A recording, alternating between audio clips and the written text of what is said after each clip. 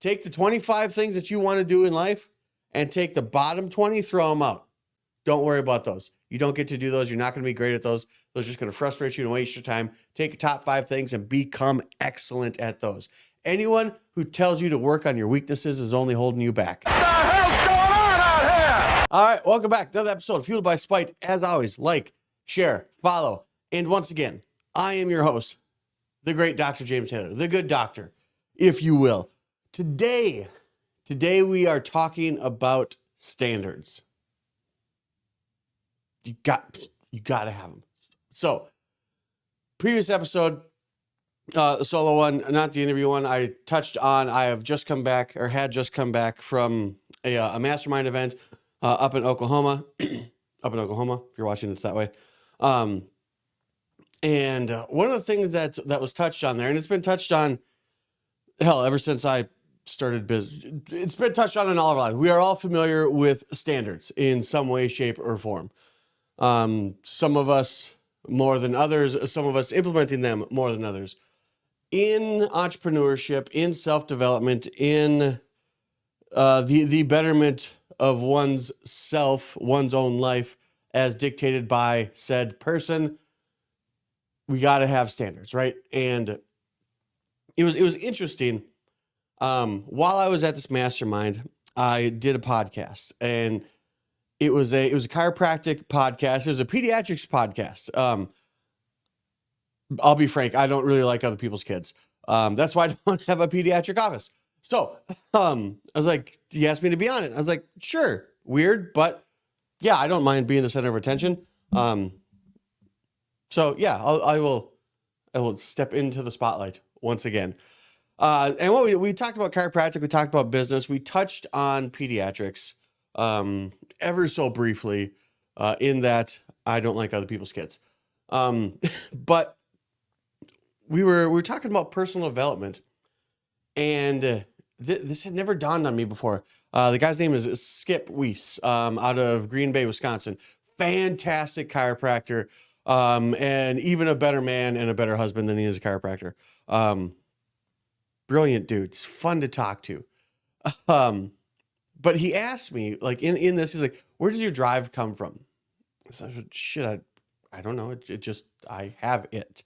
But I clarified in that, and I've said it here, my drive is not to beat myself. I care what I did yesterday, but when I woke up this morning, it was not my goal to be better than I was yesterday.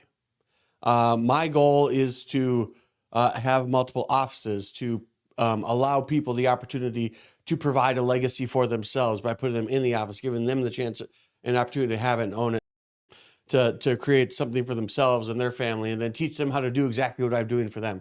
That is my goal. I want to have many offices, many places, allowing more people to help more people. And in so doing, I'm going to take a little off the top of that for my time, effort, energy, and brilliance. And he goes, what sports did you play? It's like, well, football, baseball, basketball, the big three. Quit basketball because I sucked at it. I wrestled for 1 year. I was in one tournament. There were 3 people in my weight class, and I got a 3rd place medal. And then obviously, rugby. Even if you're new here, you probably know that. But he goes, so you didn't do any individual sports. You didn't do any track, any field. We'll say you didn't do wrestling because I didn't. And he goes, well, that's why your motive and your ambition is to beat others, is to use others' accomplishments as your drive. It's like, well, damn, Skip. I buy that 100%. I could not be a wrestler because I'm not going to go running. I'm not going to cut weight, as is apparent. Like, go back, watch Evan's episode. Like, these wrestlers, these fighters, these individual athletes, that is a special kind of drive that I don't have. Not that I couldn't develop it, but I haven't developed it. So what am I going to do? I'm going to lean into my strengths. There's no point in starting something new now. Let me clarify. What I'm currently doing is working really well. If what you're currently doing sucks balls, then it might be time for you to start something new. But for me personally, at my current station in life, I am not in a place where starting something new would be all that advantageous. Hell, my dad was in that position. It's probably come up before. My dad went to chiropractic school, but he was not a chiropractor. He was not a practicing chiropractor, because you have to take 4 board exams, and the final one is a practical exam with a lot of situations set up. You're in rooms and offices, and one of them was an x-ray, and you had to read a whole bunch of x-rays. It wasn't a matter of like a question on, if you see cloudy, fuzzy stuff in a skull, what is it? It was, here's a picture of an x-ray. Who knows what's going on? You have to look at it and find it. And he couldn't do that. He couldn't pass part 4. And in all reality, it was probably a blessing in disguise, because prior to that, he was a nurse. He went to chiropractic school, did that. And then while he was waiting to take part 4 for the second, third, maybe 4th time, I don't know how many times he took it, he got a job as a nursing director, basically went back to what he knew. And then nursing director of nursing, then he ran single nursing homes, and he ran groups of nursing homes. Then he ran like the entire goddamn Midwest region of nursing homes. But he went to chiropractic school. And he did that when I was in 6th grade. So that puts him at like 50 or something like that. So he was attempting to start something new at like 40 or 50 years old. And that takes balls. But what did he do when he couldn't pass that final test? He went back to what he knew, and he just continued to do that really well. So I'm not going to start wrestling. I'm too pretty to be an MMA fighter. Between my face and my hands, this is how daddy makes money. So I'm not wrecking those. So, but bring us back in. We're talking about standards. So in the past year and a half, my standards in the office changed and then slipped. They changed because the place flooded. I'm sure you're aware. So what did I have to do? I had to make concessions for the environment that I was in. And in so doing, we made those concessions. We did what we had to do to keep the place up and running. And then when it got back to normal, I kind of still allowed those concessions to permeate, to live, to exist. And then I bring on an associate. And it's like, hey, I was doing amazing before this place flooded. And for all intents and purposes, I'm still doing better than like 97.6% of other chiropractors, even though I'm practicing out of something that has the privacy standards of a gas station bathroom. And then what I do? Here's everything I've done. And I gave it to him. Here's my scripts. Here's what I say. Here's these cases. We're going to talk about this, that, and the other. And then what happened? I had never been a manager of another doctor, so I didn't have standards set in place. And I set him, not 100%, I set him up for failure. And I say not 100% because he was not like me, and I expected him to be. I thought he was going to be based on the interview. Because if someone gives me something, goes, hey, if you do these things, you'll be a success. And I'm going to fucking do those things. That's my superpower. I am a doer. I get stuff done. Now, there is a flip side of that. The other side of the coin is I will absolutely positively do some sort of mind-numbing physical activity or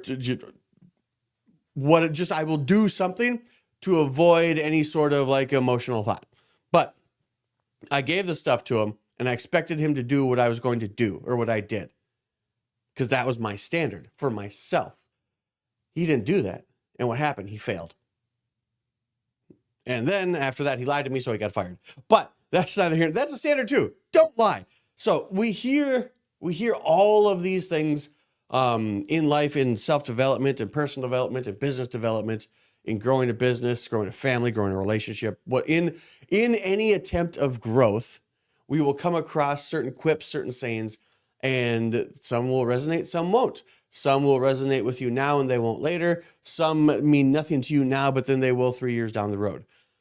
One of the things was, how you do anything is how you do everything. Now, that was first posed to me with my previous coach, Dr. Tori Robeson in Winter's Edge, and his right-hand man, if you will, Kevin Wilmot. Kevin Wilmot was a national champion Division I college wrestler.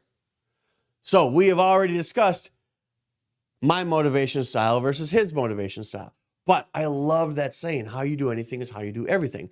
And in the group, Dr. Robeson had us concentrate on the 4 key areas: love, health, career, and money. So those are the 4 areas that you needed to keep high standards in. You can't raise one and neglect the others. And that works for anything. It doesn't matter what title you put on it. He says love, health, career, and money. He says it's proprietary. It's probably not. It's probably a Jim Rohn thing, Bob Proctor. Actually, it is a Bob Proctor thing. Also, we've come across this before too. Nothing is new. Nothing is original. Nothing I'm telling you is new or original. I'm simply sharing my original experiences with you about thoughts and actions and things that have been permeated throughout the self-development thing forever. Nothing I'm going to tell you, have told you, or will tell you in the future is new as far as an advice is concerned. It's really just I'm putting my experiential bent on it. So, love, health, career, and money. How you do anything is how you do everything. That is a fact. It's an absolute fact. That is why, that's why if you're local here, I started a Facebook group, the 2024 Accountability Collective. It's for people who wanted to drop the 15 pounds at the start of the year for the resolution, but also I wanted to make sure we helped them with their other stuff. You're not going to drop weight if your schedule is shit. You're not going to drop weight if your finances are shit. You're not going to drop weight if your mental health or your relationships are shit. But what's everyone want to do on January 1? They want to drop 15, 20, 30, 40 pounds. But these are all come back to standards. What are your standards? And what keeps them going? I mean, and how do you even develop them? How do you develop standards? Experience. So what I want to do here is I want to go through what I have put down. Again, these aren't new ideas. These are just ideas that I've had that I put some numbers in front of to create a list for the purposes of this podcast. So how do we create high standards? Do some sort of personal development every day. Now, that does not mean buy a Tony Robbins book. That does not mean buy a Jim Rohn book or a Gary Vee or anything like that. Personal development is anything that you want to be better at. Perfect example, if you don't want to buy a personal development book, but you know you should be reading more because readers are leaders. It's an absolute fact. Just buy a book. Go buy a Goosebumps book. Buy I Hope They Serve Beer in Hell. That's a fantastic read. I should crack that open again. Just go buy a book. Just do something that will develop you as a person. It doesn't have to be financial stuff. It doesn't have to be motivational or mental health stuff. Just something that you moderately enjoy that you would like to improve at. That's personal development. Now, why do you do that? Why do you find something you want to get better at and then start doing that thing? Because you're going to fail. And in failure, you will build confidence, provided after you fail, you try again. Go back to Spiteful Parenting, Frankie and Calvin. Frankie talks about learning to ride a bike. Calvin took to it like a duck to water. I mean, the kid hopped on it and he was gone. Couldn't even reach the ground. He's still a little too short for the bike we got him. So he has to come up to me and then I have to grab it so he can stop. But Frankie took the better part of a year, but she saw her little brother doing it. So she kept going and she failed. So what did I do? I hired an associate and I failed at it. And I failed as a manager. I failed as a manager of another doctor. What am I going to do next? I'm going to reassess what I did that caused aforementioned failure. And then I'm going to do it again. And then the next associate's going to do better and they're going to accomplish more. And this one was good. He was a good associate, but he didn't have the drive. Because one thing, like, I'm not a hand holder. But if I want to be a better manager, I got to have a little more oversight, right? Because we saw what happened when I don't. When you do these things that you want to get better at, be prepared to fail. Look forward to it. Sweet. Here's that first fuck up. Got it.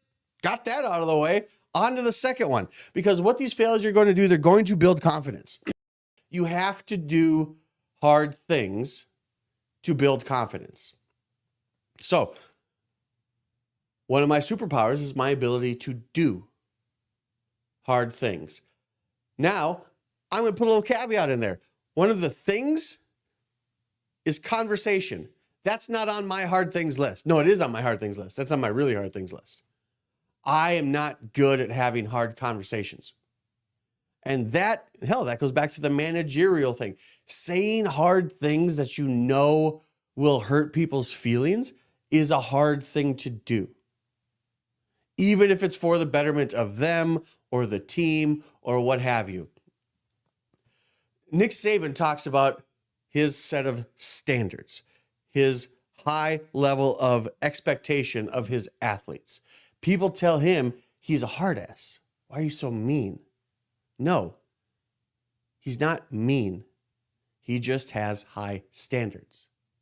What I need to say to you is not mean. It's just an area where you are not living up to the standards that we have here. So, how do we exemplify that? How do we personify that? Because we have to. If you have a hold over people, a thumb on somebody, a jurisdiction over a person underneath you, you can't be a boss who is a do as I say, not as I do kind of boss. You can't. It's hypocritical. It doesn't work. So you have to do hard things. And the best thing about that is they get easier once you do them. I mean, hell, the next person I fire should have a really easy go of it. But in this, like I said, you have to set the standard. So if we're talking about a team again, the team captain holds the standard. He holds everybody he or she holds everyone to the standard. The coach sets the standard. And the coach has to hold themselves accountable. Something tells me that I bet Saban was the first one there every day. I'm the first one here every day. We see patients at 8:30. The girls roll in at 8. The associate rolled in at 8. I get here every day between 7 and 7:15. And I stay through lunch. I have the chiropractic lunch, so I have a 3-hour lunch. And then I see 3 hours worth of patients after that. And then I'm out of here at about 6:05 or 6:10. They get out of here sometime before 6:30. So on a long day, they're here 20 minutes longer than I am. But they take a 3-hour lunch that I don't take. And they show up an hour after I do.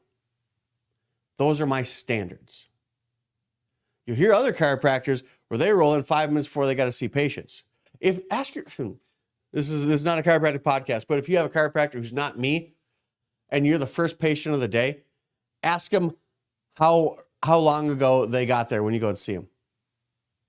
If they rolled in 10 minutes before you walk through the door, 10 minutes before the office opened, get the hell out of that office. In chiropractic, PT, MD, dentist, whatever.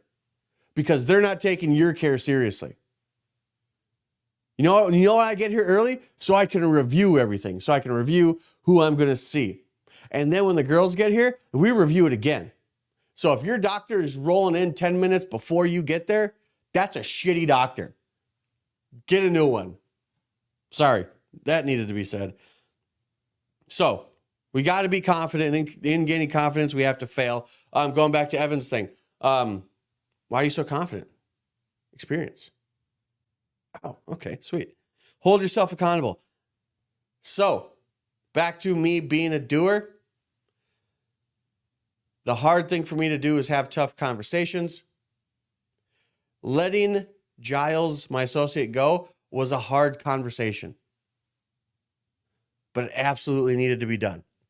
And you will be rewarded for doing hard things. Tell you right now, this was a $30,000 week after he left. It was a good week. And you have to hold yourself accountable. And then you have to evaluate and reevaluate your progress. That's one thing that I didn't do with him. I didn't reevaluate his progress until it was too late because I thought he was going to be like me. And he wasn't. You have to reevaluate your progress. You have to reevaluate your systems. You have to reevaluate your thoughts. You ever think about your thoughts? Like not an intrusive thought. I mean, sure, maybe an intrusive thought. Want to drive and pull the wheel into a goddamn bridge abutment. Tommy boy. But analyze your thoughts. I want to have 12 offices. Why do I want 12? Because everyone would say I want 10. I want 2 more than that. That's why I have that thought. Where do these thoughts come from? Where would you fall on your report card? I'm not gonna lie, like I got a daughter in first grade, Frankie Claire Taylor, Frankie with the good hair. She doesn't have spelling tests. I find that weird. Like we go through her spelling words and stuff like that, and she's rocking it. So I mean, I guess it's working, but I find it weird that they don't have spelling tests. But literally, these 4 things. Do some type of personal development every day. And again, personal development is something you want to do that's just slightly harder or slightly below your current capability. Be confident. To be confident in whatever you're doing, you have to do it and fail at it. Then you have to get used to the failure because it'll get easier and get easier, and you'll get further and further along. You have to hold yourself accountable through your actions and your emotions. Then you have to reevaluate. Because if you do these things, you will be better at everything. How you do anything is how you do everything. I've got this quote here from Jim Rohn. The best contribution I can make for you is my personal development. Think of what it would do for our friendship if I thought highly of myself. If I thought highly of myself, if I thought I was better, if I thought I was confident, if I thought I was intelligent, if I thought I was capable. If I have those thoughts and feelings about me, think of how good our friendship is going to be. He said, there's this old saying, and it's kind of backward. It's I'll take care of you if you take care of me. And he says it's very short-sighted. So I changed it up. I'll take care of me if you take care of you. That sounds awesome. Because self-sacrifice earns contempt. It absolutely does. Self-development earns respect. The person who challenges you, that's a good friend. The person who says that, what does that say? The person who challenges you is a good friend. The person who lets you stay where you are, it's an enabler. It's not a friend. How can I be a good friend if I expect more from you and if I know that you have it in you to accomplish more? How can I be a good friend if I don't push you? That's not a good friend. That's a bad friend. That's an enabler. That person sucks. That person is letting you stay right where you want to. And odds are, you probably want more for yourself than what you have right now. I highly doubt there's anybody listening to this who is totally cool with everything they got going on. They're totally cool with their living situation, their relationship situation, their employment situation, their job situation, if they're the same, just whatever. If I think you have higher capabilities than what you are demonstrating, and I don't let you know that, then I'm not being a good friend. You're not living up to the standards that you're capable of. How do we have a high standards? We have to do some type of personal development every day. We have to be confident. And to gain confidence, we have to try things and fail and try again. We have to hold ourselves accountable. And we have to reevaluate our thoughts, our ideas, our plans, and our actions. It doesn't mean change. It means reevaluate. Analyze those failures. Change it. Don't do that same thing again. Because how you do anything is absolutely how you do everything.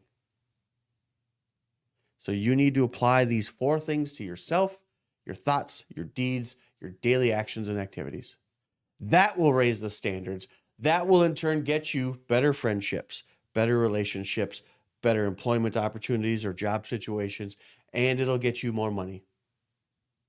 It absolutely will. And no, beyond a shadow of a doubt, again, letting the associate go, that was tough.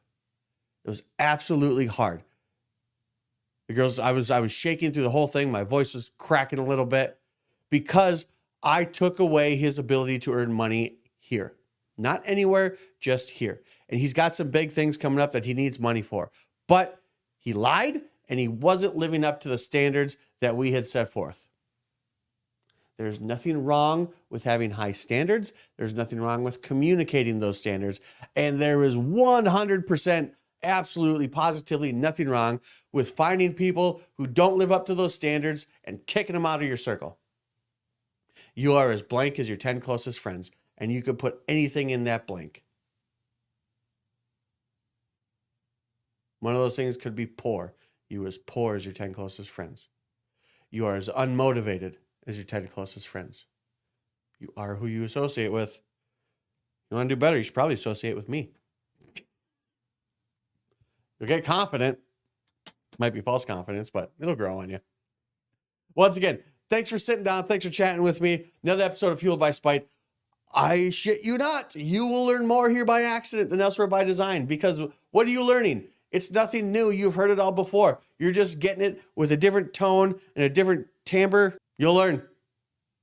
Or you'll fail, and then you'll learn after that. Either way, it's a win-win, because at least before all this, you were kind of an idiot. Or you were uninformed. I can't say which. I haven't met most of you.